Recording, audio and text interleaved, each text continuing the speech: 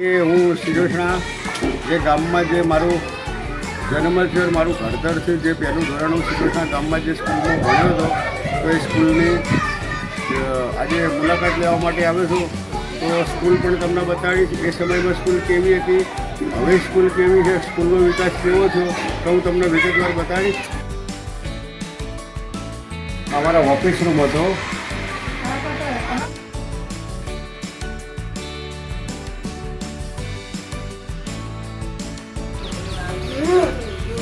કેવું જમવાનું કેવું મળે છે બેન, કેવું બનાવ?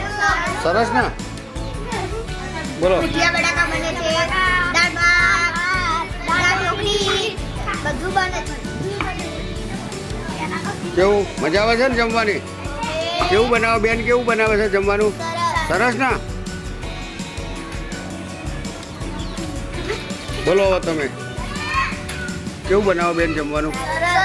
સરસ ને? અને આમ ધરાઈને આપે છે ને? બસ એ મારો રૂમ છે. આ રૂમની અંદર હું ક્યાં બેઠો તે જગ્યા પણ તમને બતાવું છું. તો એ મારી જગ્યા આટલા જ હતી. મને બરાબર યાદ છે. તો આ જગ્યાએ હું બેઠો હતો. સૌ પ્રથમ મારો પહેલો દિવસ આ સ્કૂલની અંદર અને આ જ જગ્યાએ જ્યારે પહેલાં ધોરણમાં હું દાખલ થયો ત્યારે પણ એ વખતે અમારા જે સાહેબો અને એ બહુ સારું રાખતા હતા. અમને સોડિયે મારતા હતા, બરાબર?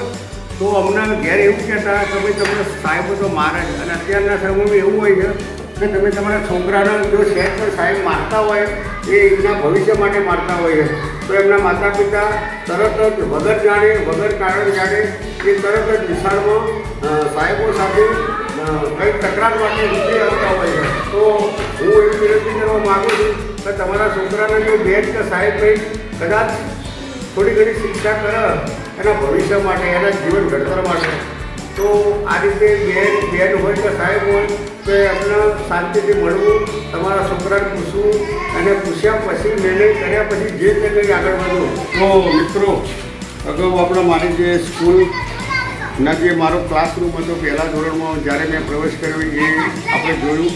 એ પછી આ સ્કૂલના શિરોસણા પ્રાથમિક કુમાર શાળાના આચાર્ય શ્રી મહેશભાઈ સાહેબ છે, તો એમની એક મુલાકાત લઈએ. તો સાહેબ નમસ્કાર, કેમ છો? મજામાં છો ને? એકદમ મજામાં. બેસો સાહેબ. તો આજે બાળકોની પણ મુલાકાત લીધી, બાળકોના જમણવારની પણ મુલાકાત લીધી. તો પછી મને છેલ્લે એમ થયું તો આચાર્ય સાહેબને મળી રહે તો હું અધૂરો જ કહેવાય એમ.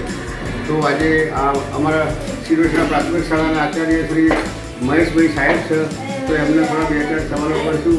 તો સાહેબ કેવું ચાલે છે સ્કૂલમાં? સાહેબ બરાબર. છોકરાના આમ કંઈ તકલીફ ભણવા બાબતમાં એવું?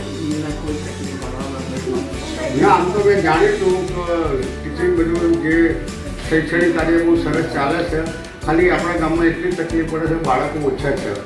બાકી સુવિધાઓ તો મેં બધી જોઈ જ છે.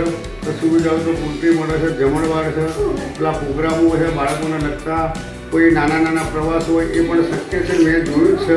તો એકદમ સારું છે. તમારે તો એમનો જે વહીવટ જબરજસ્ત પારદર્શિકતા છે એવું હું પોતે માનું છું. તો સાહેબ નમસ્કાર.